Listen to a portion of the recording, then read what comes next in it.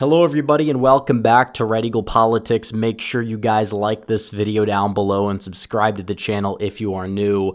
So I know that we just got done with the 2024 election cycle last year. I don't think it's too early to start asking some questions about the next presidential election. Definitely, we can walk and chew gum at the same time on this channel as we've always done. That kind of plays into the current events that are going on, what's happening with Trump's agenda, also the midterms, as well as 2028. And I think it's important to ask the question, who is going to be the Republican nominee and who is going to be the Democrat nominee? This video is going to be more focused on the Republican nominee because I don't have a definitive answer for what the Democrat ticket is going to look like. Now, we could speculate on who their stronger candidates are going to be, but regardless, you can put together a ticket that could beat pretty much any one of these Democrat candidates that are the front runners. You have a lot of people that are just total clowns that are leading the Democrat polling. If you want to look at the polling for the Democrat nomination, which Kamala Harris is leading the polls. She might run for governor instead of running for president. If she wins that race, well, probably is not going to run for president. Then you have a two front runner system between Pete Buttigieg and Alexandria Ocasio-Cortez. Definitely two real winners right there, right? But regardless, it's just ridiculous that the Democrats are in this much disarray. Republicans kind of understand where they're headed. Now, J.D. Vance is Trump's vice president. J.D. Vance very likely is going to run for president in 2028. If he doesn't, for some reason or another, there are plenty of possibilities at hand here. Now, maybe you will see somebody like Don Jr. Try to run and take the mantle as the legacy of Donald Trump, and he has Trump's name and he's Trump's son, and it's kind of like passing the torch sort of thing. Maybe he'd go for it. But at that point, I don't think it's very likely that he does. I think it's very clear that Vance is going to be the nominee. Trump Jr. has kind of basically said he doesn't really have any plans anyways, although I think that part of the reason why he pressured Trump to pick Vance was to pick Vance as a successor. I don't think that he really wanted to run because he has been good friends with J.D. Vance. So you have that. And then you have the opportunity for somebody else.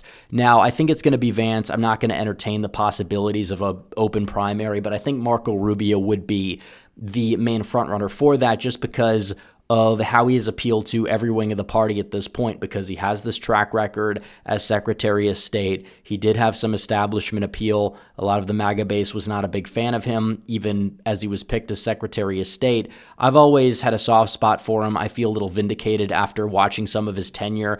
Definitely, I'd rather have Vance, obviously, than Rubio. But Rubio, I think, is somebody that could end up being on the ticket as VP. Or if Vance decided not to run, I think he would be tough to beat in a primary, because this is definitely Marco 2.0. This is not the Marco Rubio from 2014, 2016, or even like 2018 when he was starting to warm up to Trump. He was MAGA curious. So Donald Trump a while back was asked on Meet the Press about who he views to be his successor. He did say in this interview that the Trump 2028 stuff is largely just, owning the libs, trolling, which is what Trump does best. But take a listen to what Trump says about his possible successors. I know that you are only 100 days in, but as we sit here today, who do you see as your successor, Mr. President? Well, it's far too early to say that, but I do have a vice president, and typically it would be, and JD's doing a fantastic job. He would be at the top of the list? It could very well be. I don't want to get involved in that. I think he's a fantastic, brilliant guy. Marco is great. There's a lot of them that are great. I also see tremendous unity. But certainly you would say that somebody's the VP. If that person is outstanding, I guess that person would have an advantage. But I think the other people would all stay in unbelievably high positions. But, it could be that he'd be challenged by somebody. We have a lot of good people in this party. So Donald Trump did say that he thinks there's a lot of good people in the party, and obviously said Vance is doing a great job, and it usually would be Vance, but other people would stay in high positions if, you're going to be passing the torch, and that's true. But what does that exactly mean? It means that Marco Rubio would be the front runner. And I think that this ticket would be a very solid ticket. I'm going to explain why right here using the electoral map. So obviously we'll fill out all of the safe red states. I don't even know if we need to fill out the blue states because we're trying to craft a path for the Republicans to get to 270 with this video. And obviously Florida, Texas. Rubio is from Florida. It's partially why Trump didn't pick him for VP. If he didn't have that residency debacle, it's very likely Rubio would be the VP right now. The state of Alaska will be safe in the Republican column. Iowa, Nebraska at large, probably Maine's 2nd district as well, the way things are going. I think it was a hair under safe this election cycle, but next cycle probably you could make the case it would be safe. So out of the gate, you're starting off at 219 electoral votes here. That is absolutely huge. Now, you have to win a state in the Rust Belt to win the presidency. If you are a Republican, you have to do it. You have to run the table in the South and then pick off a state like New Hampshire or New Mexico, or you could just win a Rust Belt state and find a combination of states to get to 270 with the current electoral map, winning Arizona, Nevada, North Carolina, and I believe Pennsylvania would be enough.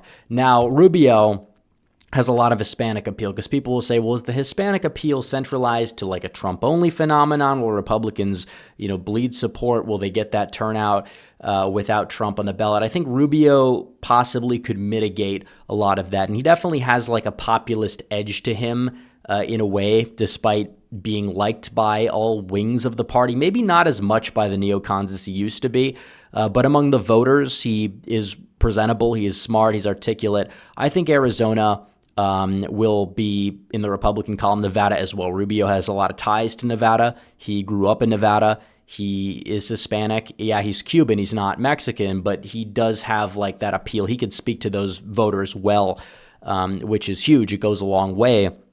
So out of the gate, that would get you to 236. North Carolina, assuming Donald Trump's presidency is a hair above a disaster in the tier rankings, North Carolina is going to stay in the Republican column, especially the way that the voter registration is going, and Trump's presidency so far is going pretty well. So hopefully it goes even better, and I think that it will. But if you look at this J.D. Vance in North Carolina, if he's able to win North Carolina, that would put him at 252.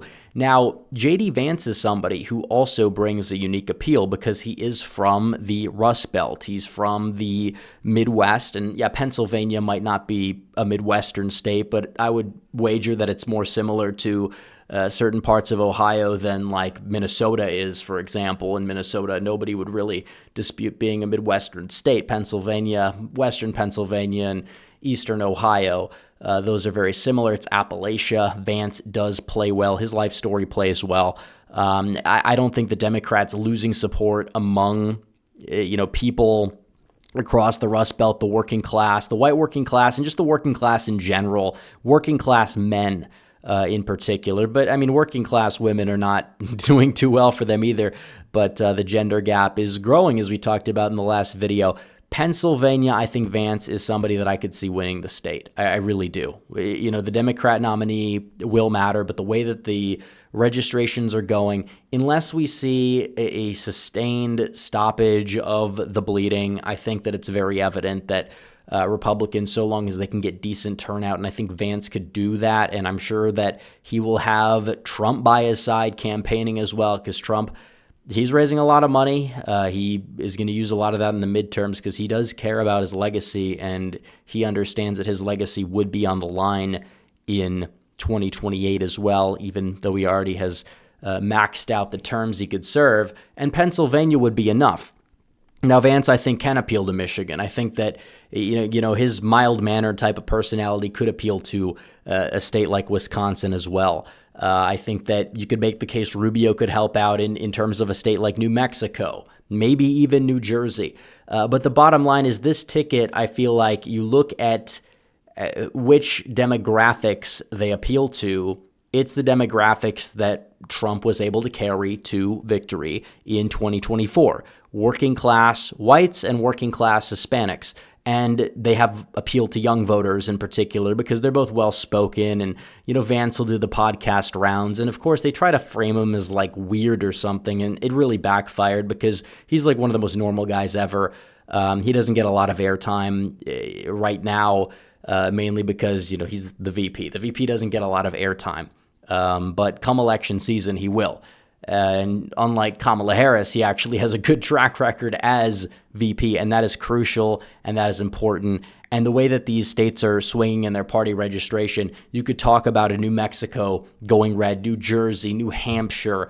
There's plenty of states here that you could see Republicans picking off, and you would have your star VP who's done a great job, and you would have a breakout, the most improved player award basically in the Republican Party by his side that can speak to voters who, may never have voted Republican before, but would be open to it, and he would balance out the ticket. So if you run these two candidates on the same ticket, it would be a smart move, and it's kind of just sliding everybody up one notch, because a lot of people will look at the Secretary of State and they'll say, oh, this person is the number 2 and the VP is the number 1. If you, I guess you would say, raise them up a slot, because Secretary of State, obviously in the current form, it's like, yeah, he's the number 3, but he would be the number 2. You guys understand what I'm saying, but the bottom line is that you have a ticket that is capable of sustaining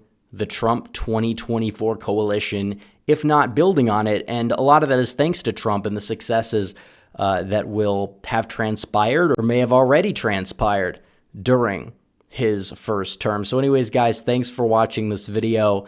Like this video down below, comment down below, subscribe to the channel, hit the bell for notifications so you never miss another video. Follow me on social media. The links are all in the description down below, and I will see you guys in the next one. Red Eagle out.